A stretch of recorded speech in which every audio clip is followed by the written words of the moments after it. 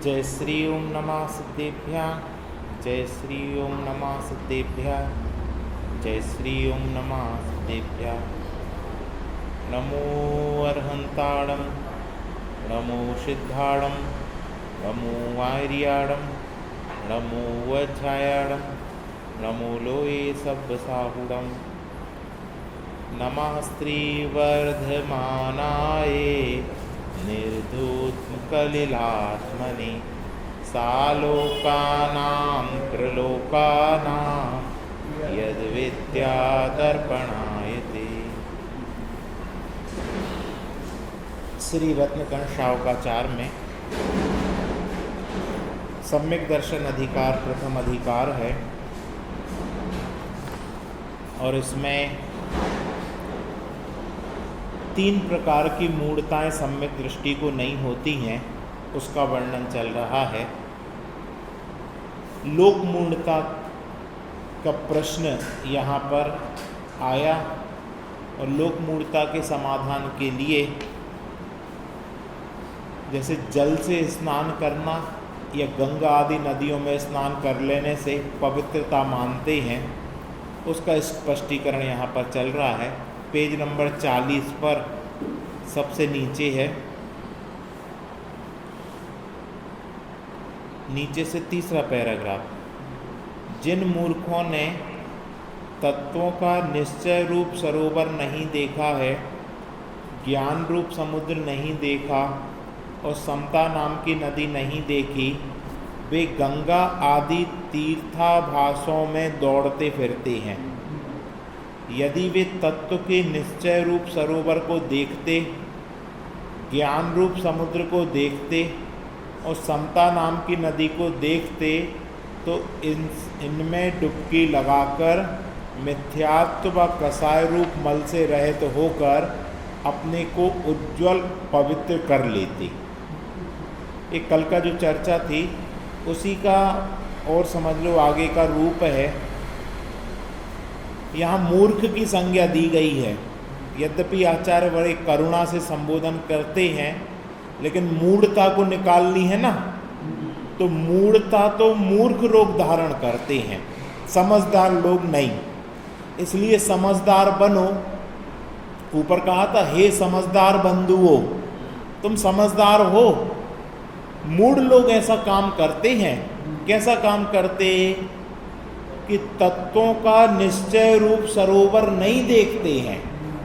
अब तत्वों का निश्चय रूप सरोवर कहाँ पर है? हाँ? अपने में है। वास्तव में तत्वों का निश्चय रूप सरोवर अर्थात 7 तत्व या 9 पदार्थ हैं, उनमें छुपी हुई जो चैतन्य ज्योति है उसमें एकाग्र होना। तो वो तो करें नहीं, और क्या करें कि दौड़े दौड़े संबेद शिखर को जाएं, गिरनार को जाएं, श्रवण बेलगोला जावें और सोचे कि हमें धर्म हो गया, हमने यहाँ वंदना कर ली तो हमारे नरक निगोद दूर हो गए, सब पाप कट गए। अपने में भी लगा लेना है।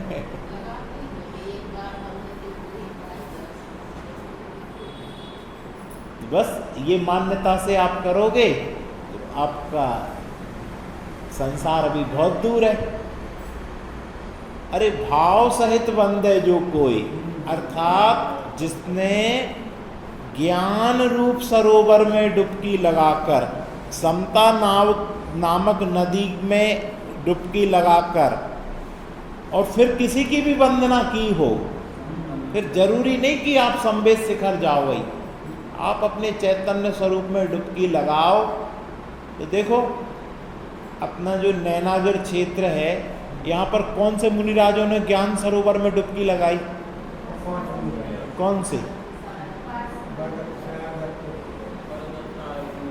बरदत्त आदि जो पंच मुनिराज हैं, उनको संवेद शिखर जाने की जरूरत नहीं पड़ी। गुरुदत्त आदि मुनिराज हैं, वो द्रोणगिर में पहाड़ पर ही रहकर उन्होंने आत्म ध्यान कर लिया। यानी ज्ञान सरोवर में रहकर आप जिस स्थान पर बैठे हो वही तीर्थ क्षेत्र बन जाएगा। बस कहाँ बैठना है? ज्ञान सरोवर में आनंद रूपी नाव नदी में डुबकी लगाना है। ज्ञायक भावना भाव ते संत जहां तिष्ठाएं, ते ही क्षेत्र सुजगत में। तीर्थ क्षेत्र वो ही बन जाएगा। कौन सा? जहां आप ज्ञायक की भावना भाके। आप इस मंदिर में ज्ञायक की भावना भाते बैठो तो ये मंदिर तीर्थ क्षेत्र बन जाएगा। आप घर पे ज्ञायक की भावना भाते बैठो तो घर तीर्थ क्षेत्र बन जाएगा।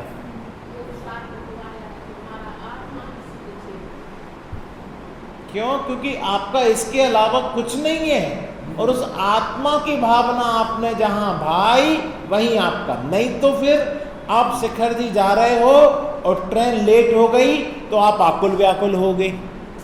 आप आकुल व्याकुल हो गए, अब लेट हो गए, अब पानी नहीं पी पाए, अब दर्शन नहीं कर पाए, पूजन नहीं कर पाए, और आकुल व्याकुल होकर आर्त रौद्र ध्यान करके कर्म बांधोगे कि कर्म काटोगे? इसलिए कहा, हे मूर्ख, तत्वों का निश्चय रूप सरोवर तुमने नहीं देखा, ज्ञान रूप समुद्र नहीं देखा, समता नाम की नदी नहीं देखी, इसलिए गंगा आदि तीर्थ क्षेत्रों में, संवेद शिखर आदि तीर्थ क्षेत्रों में दौड़ता है। यदि वे तत्वों के निश्चय रूप सरोवर को देखते, ज्ञान रूप समुद्र को देखते, समता नाव की नदी को देखते, तो इसमें डुबकी लगाकर मिथ्यात्व कसाय रूपी मल से रहित होकर अपने उज्जवल पवित्र कर लेते। और आगे पढ़ो राकेश भैया, पढ़ो। इस लोक में ऐसा कोई तीर्थ नहीं है और ऐसा कोई पदार्थ भी नहीं है जिससे यह संपूर्ण अपवित्र मनुष्य का शरीर साक्षात शुद्ध हो जाए। वाह! यह शरीर कैसा है? आदि व्याधि जरा मरण आदि से निरंतर ज्ञात है और निरंतर ही दुखी करने वाला है। सब पुरुषों द्वारा तो इसका नाम भी लेने योग्य नहीं है। इस लोक में ऐसा कोई तीर्थ नहीं है और ऐसा कोई पदार्थ नहीं है जिससे यह संपूर्ण अपवित्र मनुष्य का शरीर साक्षात शुद्ध हो जाए। अपन उधर जाते ना, महावीर भगवान का समोसरण कहाँ आया था? राजाग्रही। राजाग्रही में झरने हैं, गर्म पानी के झरने हैं। वहाँ पे हिंदू परंपरा से लोग वहाँ स्नान करते उन झरनों पर, और बाकायदा उनके लिए सब कुछ बन गया है अब, और गर्म पानी आता है। अब लोगों को यही आश्चर्य कि गर्म पानी कहाँ से आता, अंदर कोई धातु वगैरह है, उनके संसर्ग से वो गर्म पानी के झरने बहते, और उसमें स्नान करके वो क्या मानते, हमारे सब पाप कट गए। वो कह रहे ऐसा कोई तीर्थ नहीं है, ऐसा कोई पदार्थ नहीं है जिससे ये संपूर्ण अपवित्र मनुष्य का शरीर साक्षात शुद्ध हो जाए। क्यों? क्योंकि ये स्वभाव से ही अपवित्र है। क्या है स्वभाव से अपवित्र? प्रांजल बोलो, है? जोर से बोलो। अपना ये शरीर है ना, स्वभाव से अपवित्र है। तुम कहीं स्नान करा लो इसको, स्विमिंग पूल में खूब नहा लो, उसके बाद क्या होगा? थकावट ही मिलेगी, थकावट, थक जाते लोग। और वहाँ पर और क्या होता है स्विमिंग पूल में? दूसरे वहीं लघु शंका भी करते रहते, दूसरों के शरीर की गंदगी भी वहीं आती रहती, पसीना भी आता रहता, और आप क्लोरीन भी डली रहती, और लोग भी नहाते रहते। पवित्र हो जाएगा?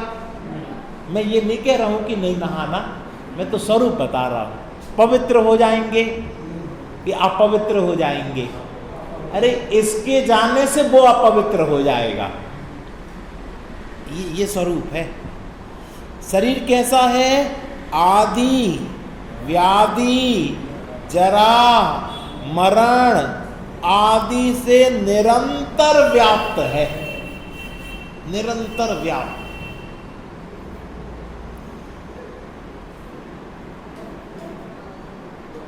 आदि यानी क्या होता? शारीरिक रोग। व्याधि यानी क्या होता? मानसिक टेंशन, ब्लड प्रेशर हाई, ये व्याधि है। जरा यानी बुढ़ापा, ये बाल सफेद हो गए ना, ये शरीर की यही स्थिति है, ज्यादा दिन तक काले बाल नहीं रहेंगे। क्या होने वाले हैं? सफेद, यानी जरा अवस्था आने वाली है। और मरण एक दिन छोड़ने भी वाला है। जिस शरीर को हम अपना मान रहे हैं, एक दिन ये छोड़ के जाएगा और हम छोड़ के दूर हो जाएंगे। आदि से निरंतर व्याप्त है और निरंतर ही दुख करने वाला है। सत्पुरुषों द्वारा तो इसका नाम भी लेने योग्य नहीं है। किसका? इसका क्या नाम लें? क्यों? आदि, व्याधि, जरा, मरण, रोग सब इसमें है। इस चीज का नाम ही मत लो, तो फिर किसका नाम लेते हैं? नाम लेना हो तो चैतन्य का लो। चिद विलास, चैतन्य विलास। आज अपन ने पंचवालेती पूजन पढ़ी और जल का छंद आया, वो पूरा छंद इस पे घटित हो रहा है। क्या था जल का छंद?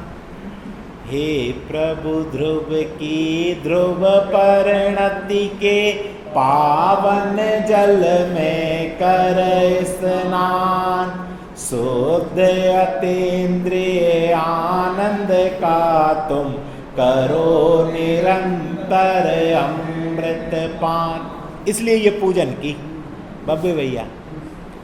भगवान भी स्नान करते हैं तो भगवान स्नान करते। हाँ, हे प्रभु ध्रुव की ध्रुव परिणति के पावन जल में कर स्नान।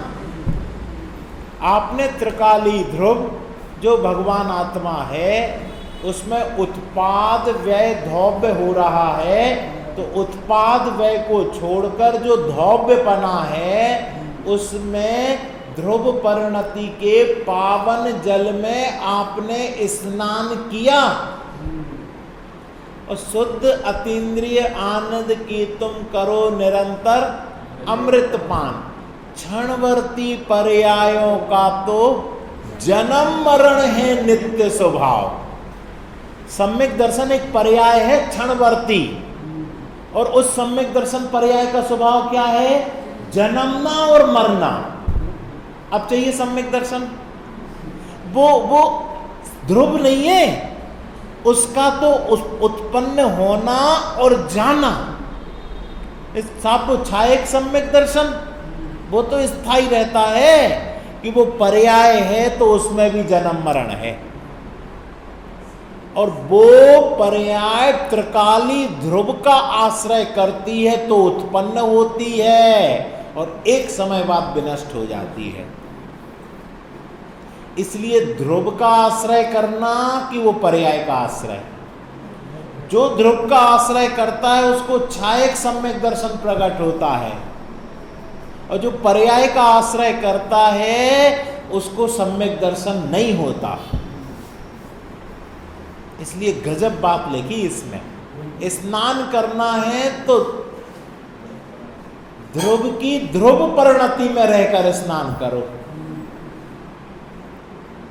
क्षणवर्ती पर्यायों में स्नान मत करो, क्योंकि जन्म मरण उसका स्वभाव है। गजब।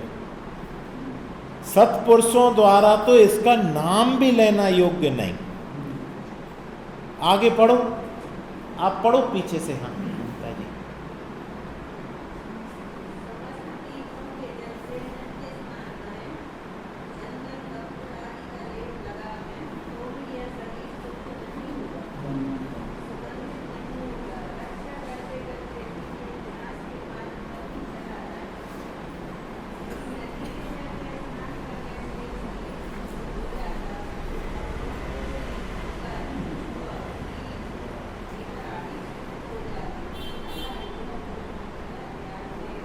ये लोक मूढ़ता त्यागने योग्य है।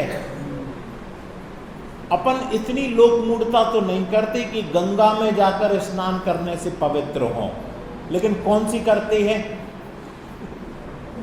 अपने ही घर में छने जल से, अल्प जल से स्नान करने से क्या हो जाते? शुद्ध हो जाते। ये मूढ़ता तो त्यागो। तो हम स्नान छोड़ देंगे डॉक्टर साहब, फिर हम कल से स्नान ही नहीं। ये किसने कहा? स्नान करो, छने जल से करो, अल्प जल से करो, लेकिन उससे पवित्र होना मत मानो। मान्यता छोड़ो अपनी। तो हम पवित्र कैसे होंगे? कि ध्रुव परिणति के पावन जल में स्नान करने से पवित्र होते हैं। आपको बताया था ज्ञानी विवेकी कैसे स्नान करते हैं, कल ही बताया था। बताओ।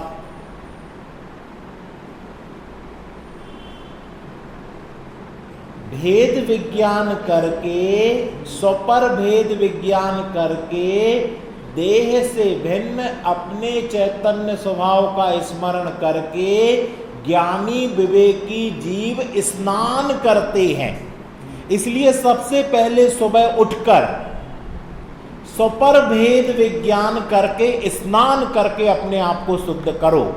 मैं हाथ उठवाना नहीं चाहता कि कितने लोग ऐसा करते हैं, पर अपने ऊपर लगा लेना, क्या मैं ऐसा भेद विज्ञानी हूं जो सुबह उठकर 5 मिनट अपने आप को दूंगा। इस स्नान से तुम वास्तव में पवित्र होगे, और लौकिक स्नान से कोई पवित्रता होती नहीं। क्यों? वो एक लाइन बोल दो, क्योंकि शरीर स्वभाव से ही अपवित्र है, कोयला स्वभाव से ही काला है। अब उसको कितना स्नान करवाएं कि वो पवित्र हो जाए, सफेद हो जाए? ऐसे शरीर को कितना स्नान करवाएं कि पवित्र हो जाए? तो फिर क्या करें कि सुबह उठकर सबसे पहले स्वपर भेद विज्ञान करेंगे। मैं देह नहीं हूं, मैं तो चैतन्य हूं। मैं ज्ञान स्वरूप हूं, मैं स्त्री पुरुष नहीं हूं, मैं तो मात्र आत्मा हूं। मेरे में अनंत गुण हैं, अनंत शक्तियां हैं। अपने ज्ञान सरोवर में मैं स्नान कर रहा हूं। ऐसा भेद विज्ञान अब नहीं करोगे तो कब करोगे? काल की काली घटा प्रत्येक क्षण, किंतु पल पल विषय तृष्णा तरुण होती। अपन देख रहे लोक में बड़े भाई मौजूद हैं, मंझले मौजूद हैं, वो छोटे चले जा रहे हैं। अब नहीं करेंगे तो कब करेंगे? डॉक्टर साहब, नंबर कहाँ से लगना चाहिए जाने का? हर काम में बड़े भाई पहले, तो संसार छोड़ने में जाने में छोटे भाई पहले। ये कहाँ की रीति है? कि भैया ये तुमने अपनी लोक मूढ़ता कर ली है। लोक मूढ़ता कि मैं तो छोटा हूं, मैं तो जवान हूं, मैं तो बालक हूं, अभी मेरा नंबर कहाँ? पहले 100 साल वालों का नंबर आएगा। ये क्या है? ये लोक मूढ़ता है। ये मृत्यु रोग की अजगर मुंह बाय खड़ा है। कैसा बब्बे भैया? मुंह बाय। कब बंद कर ले पता नहीं है। इसलिए ये मिथ्या कल्पना मत करो कि हम छोटे हैं। तो एक घटना है, एक गांव में एक खुशहाल परिवार रहता था। उसमें एक बूढ़ी अम्मा रहती थी। तो एक दिन क्या हुआ कि बूढ़ी अम्मा का देह वियोग हो गया और वो शांत हो गई। 90 साल की उम्र उन्हें पाई। तो ठीक है सब। तो उनकी बहू बड़ी दुखी हो रही थी। तो लोग समझाने आए कि तुम क्यों दुखी होती हो? अब उनने सब कर तो लिया, 90 साल उम्र पाली उनने, अब क्या कमी है उनको? कहने लगे मुझे इसकी टेंशन नहीं है और मैं इसलिए नहीं रो रही हूं कि वो 90 साल की होकर गई। तो फिर क्यों रो रही हो? मैं इसलिए रो रही हूं कि मृत्यु ने हमारा घर देख लिया है। अभी तक हमारे घर में कोई नहीं मरा था। मेरे पति थे, मेरी पत्नी थी, मेरे बच्चे थे, मेरे ताऊ थे, मेरे सब कुछ थे। मृत्यु ने हमारा घर नहीं देखा था, लेकिन इन बूढ़ी अम्मा के जाने के कारण मृत्यु ने हमारा घर देख लिया। अब नंबर चालू हो गए। सही है? ये लोक मूढ़ता है कि मृत्यु ने मेरा घर नहीं देखा। अरे जन्म होते ही साथ हम अपनी मृत्यु को लिखवा के लाए हैं कि इस देह से कब वियोग होना। दवाई बन के आती है तो मैन्युफैक्चरिंग डेट लिखी रहती है और साथ में बस दवाई पे ही है ना, ये इस शरीर पे तो नहीं है। दवाई वाले रोज भेद विज्ञान कर सकते, हर क्षण भेद विज्ञान कर सकते। क्यों? एक्सपायरी डेट साथ में लिखी है। आप भी खरीदते हो तो भैया एक्सपायरी देख लेना, मर ना जाए। और इसकी एक्सपायरी हम तो सदाकाल के लिए आए हैं, हम तो भीष्म पितामह हैं, यहीं जमे रहेंगे। अरे भैया जन्मदिन वो फोटो लगाई जाती ना, कोई गुजर जाए तो फोटो लगाते, तो क्या लिखते हैं? जन्मदिन और मरण दिन। वो मरण दिन अभी निश्चित है कि पहले से निश्चित था?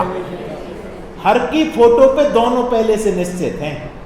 एक क्षण आगे पीछे हो सकता, एक दिन आगे पीछे हो सकता, तुम बढ़ा सकते या घटा सकते नहीं।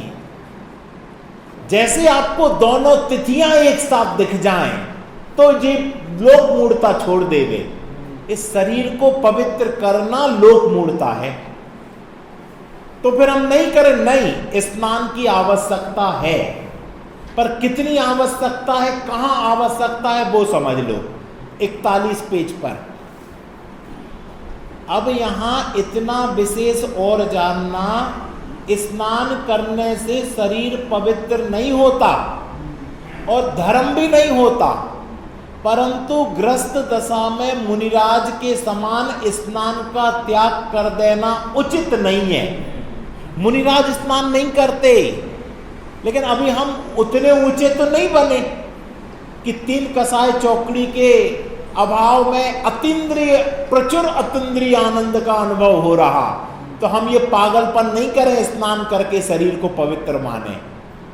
लेकिन लोक मूढ़ता, तो क्या करें? यदि पापी म्लेच्छादी जीवों का स्पर्श हो जाए और स्नान नहीं करें तो अपने मन में पाप के प्रति ग्लानि नहीं रहेगी।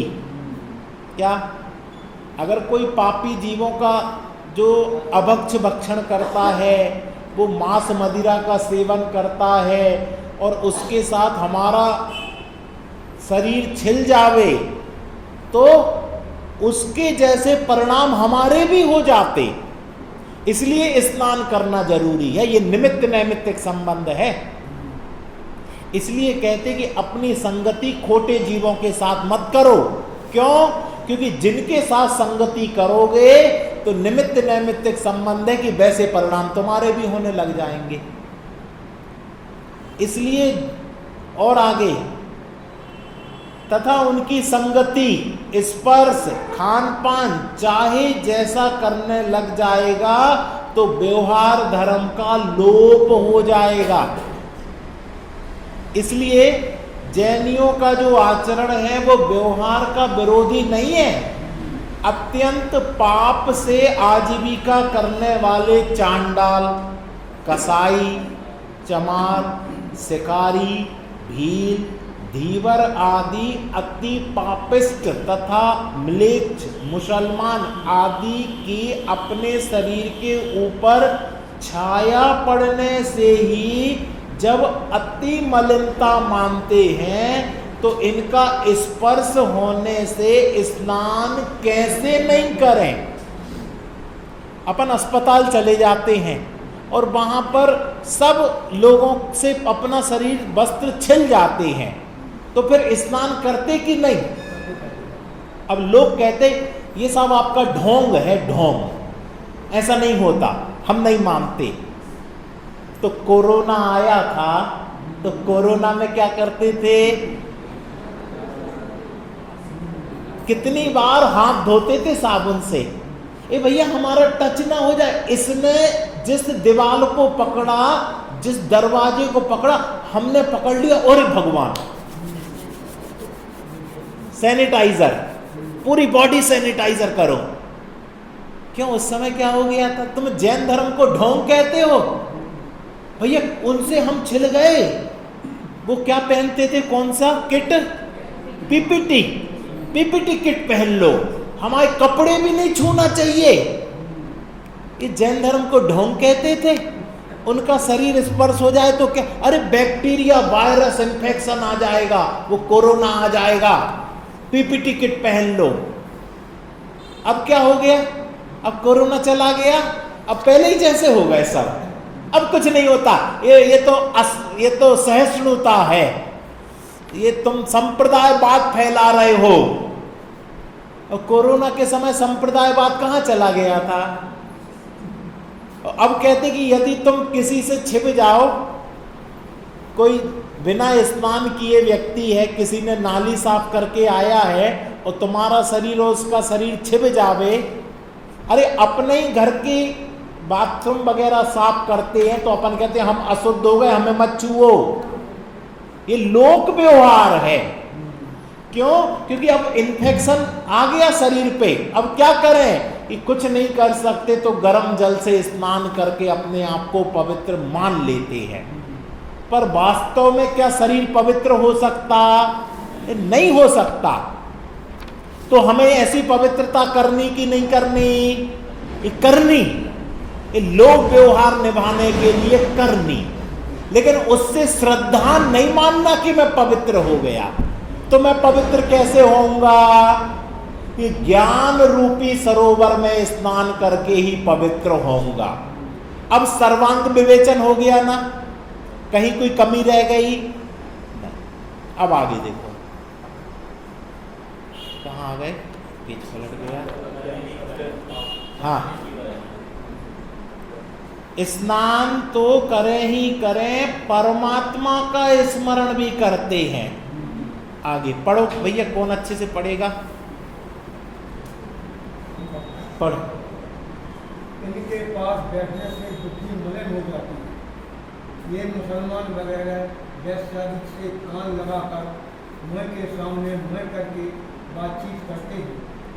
उनकी बुद्धि उत्तम धर्मादि के कार्यों से विमुख होकर उल्टी चलती है।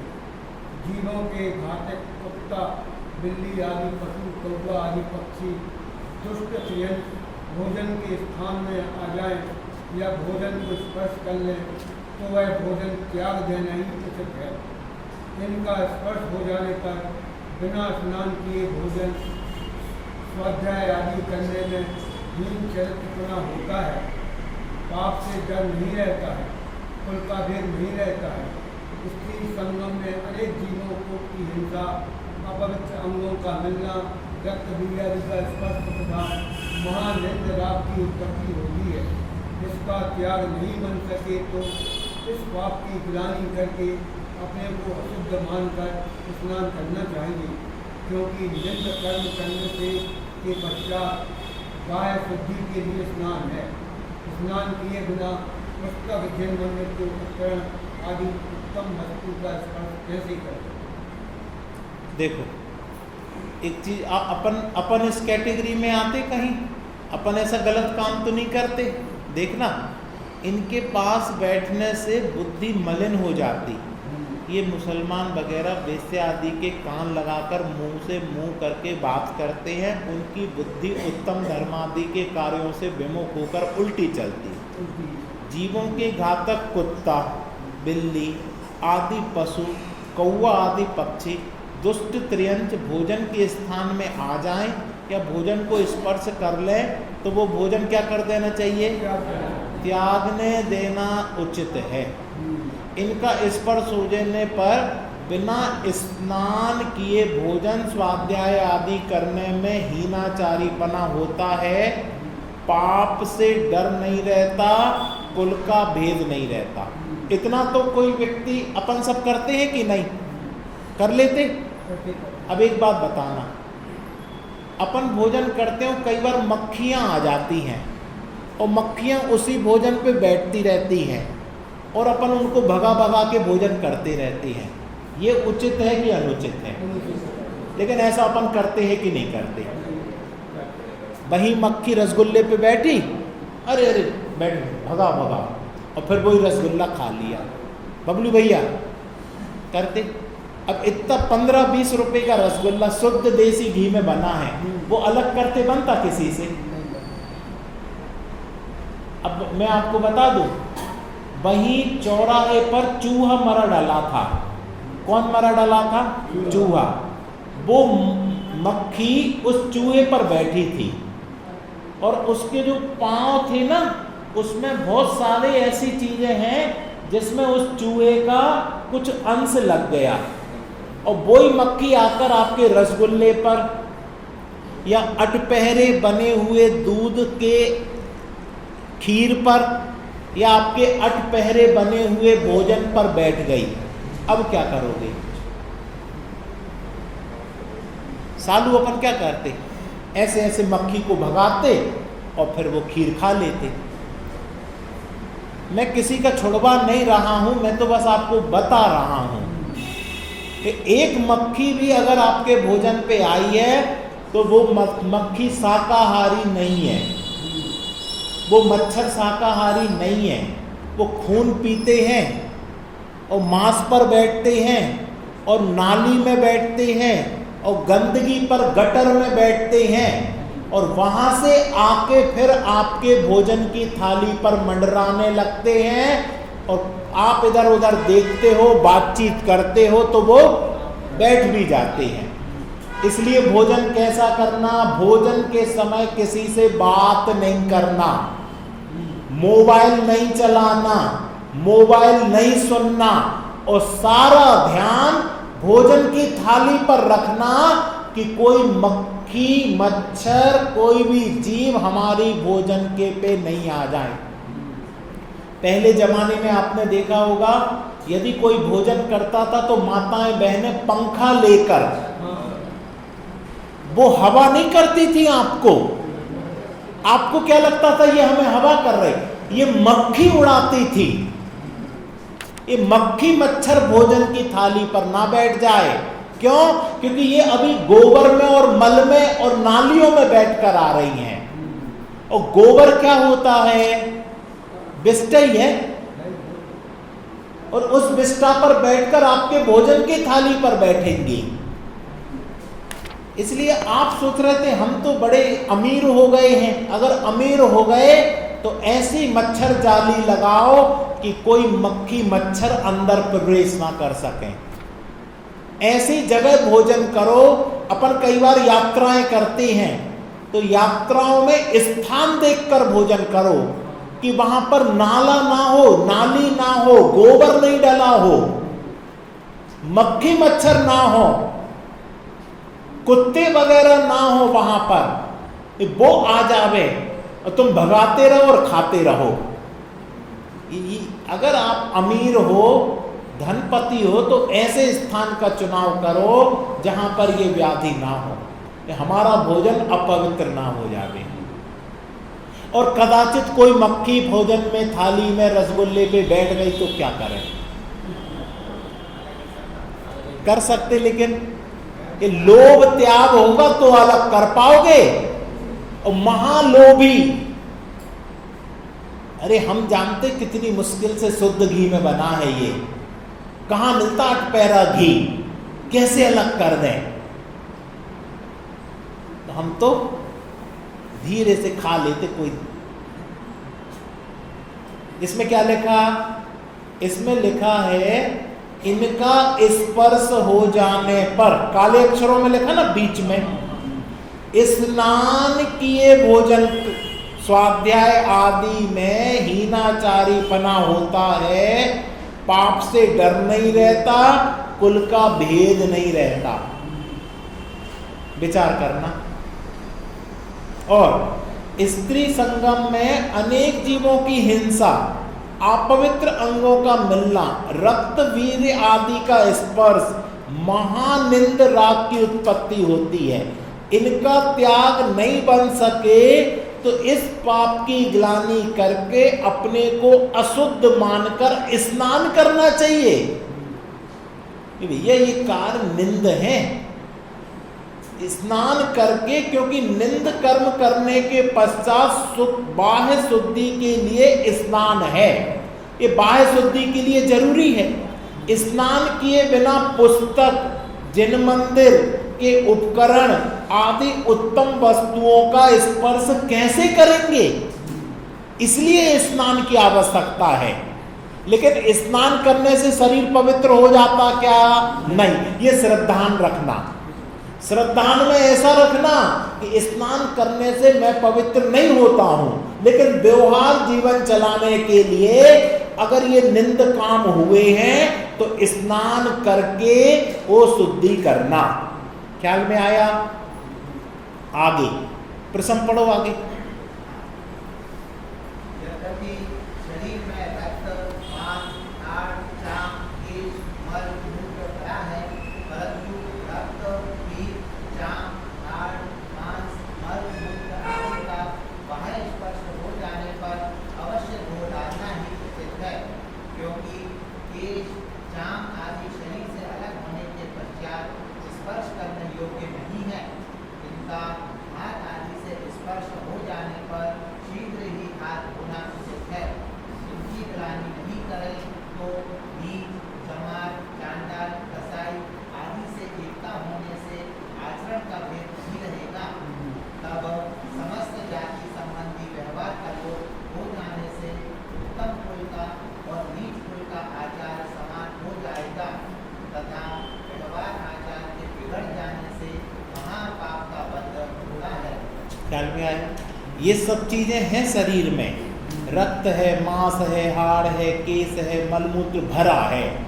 परंतु जैसे किसी बाह में इसका, अब किसी को घाव हो गया, उसमें से रक्त निकल रहा, पीप निकल रही है, पस निकल रही है, मलमूत्र आदि बाहर निकल रहे, तो इनके स्पर्श हो जाने पर अवश्य धो डालना ही उचित है, क्योंकि ये केस आदि, चाम आदि शरीर से अलग होने के पश्चात स्पर्श करने योग्य नहीं है।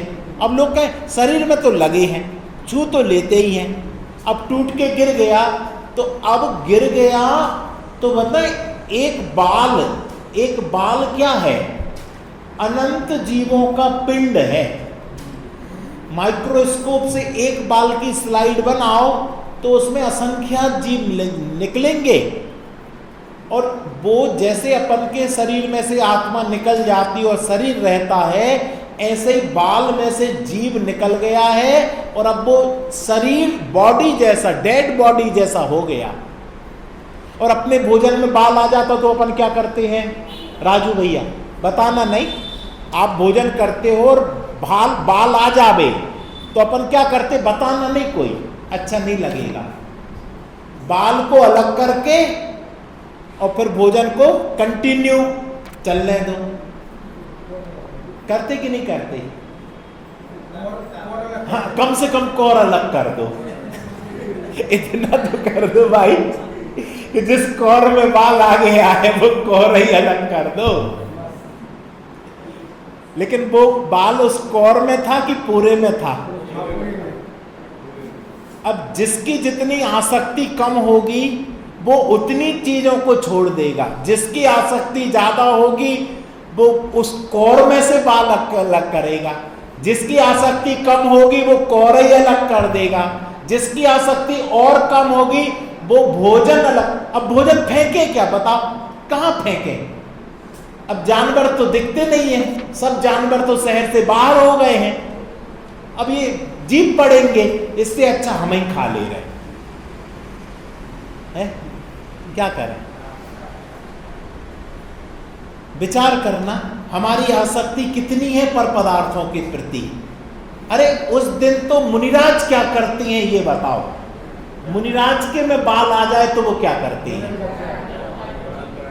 तो अंतराय मानकर अंजलि छोड़ देते हैं और फिर उपवास धारण कर लेते हैं, फिर से नहीं बनवाते कि और दूसरे चौके में चले जाएं। अब बस क्यों? क्योंकि इतनी जीवों की विराधना, डेड बॉडी जैसा हो गया ये तो। इसलिए भोजन बनाने में महिलाओं को सिर पूरा ढक के, सिर ढक के, हर चीज बांध के, शुद्ध होकर, पूरे पहन के ऐसा भोजन बनाना कि बाल ना गिर जाए। इस अब गर्मी बहुत लगती है तो 50 चीजें नहीं बनाओ ना, 2 चीजें बनाओ जिसमें तुम्हें गर्मी भी ना लगे और अपना इस क्षुधा की पूर्ति भी हो जावे, और शांति से उस शुद्ध सात्विक भोजन को करोगे तो शुद्ध तत्व भी हृदय में आएगा। आज शुद्ध तत्व समझ के हृदय में क्यों नहीं उतर रहा? क्योंकि खान पान तो अशुद्ध है, बनाने में कसाएं हैं, राग द्वेष हैं, कलुषित परिणाम के द्वारा बनाया गया भोजन शांति को देने वाला नहीं होता है, कलह को देने वाला होता है। ये नियम है। और शांति से, प्रेम से, वात्सल्य से, करुणा से बनाया गया भोजन शांति को देने वाला होता है।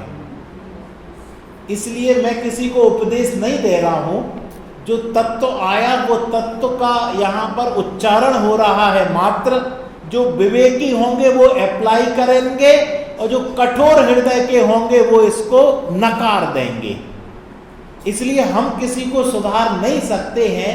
अगर आप सुधरोगे तो जग सुधरेगा, आप नहीं सुधरोगे तो कोई नहीं सुधरेगा। इसलिए हमारे जीवन में अगर ऐसी विपरीतता है तो हम अपना त्याग करें। एक किसी और को अगर अच्छा लगे तो वो भी सुधार कर लेंगे। शेष चर्चा अपनी आगे चलेगी। 2 मिनट अपन अभ्यास करते हैं।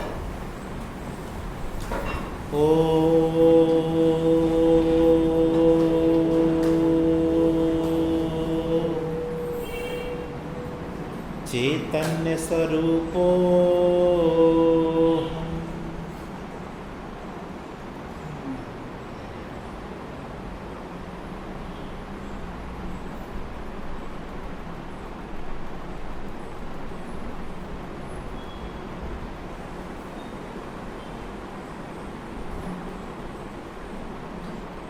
विचार करो, इस देह देवल के अंदर चैतन्य स्वरूप भगवान आत्मा मौजूद है।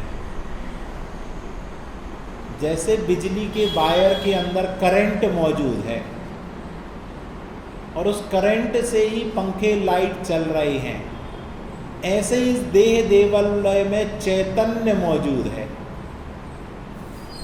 करंट दिखता नहीं है, महसूस किया जाता है। ऐसे ही चैतन्य दिखता नहीं है, महसूस किया जाता है। उस चैतन्य को महसूस करो।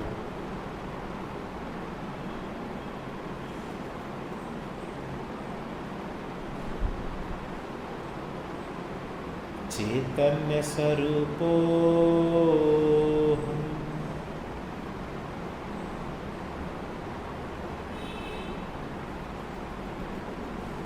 ज्ञान स्वरूपो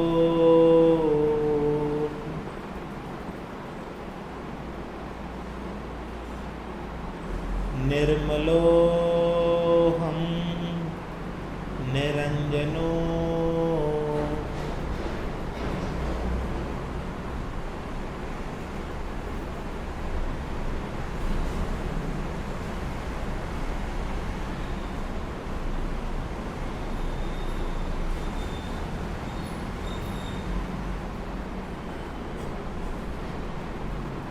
अगर ज्ञान रूपी सरोवर में स्नान करो तो संसार की किसी समस्या में नहीं उलझना पड़ेगा। सब समस्याओं से बच जाएंगे।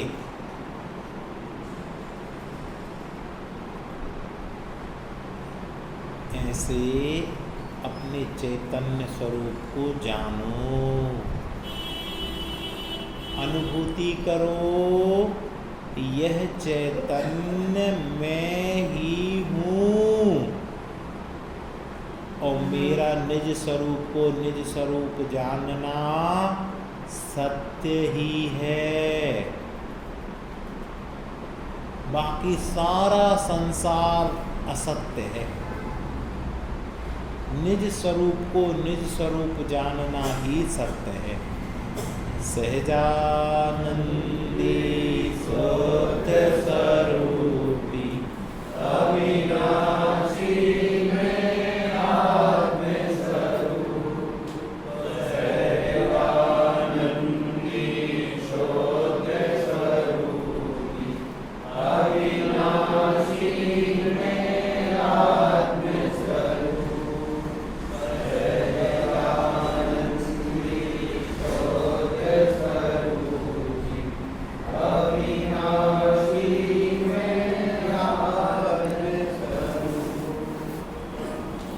निज निधि निज में बताई यह अनंत उपकार है।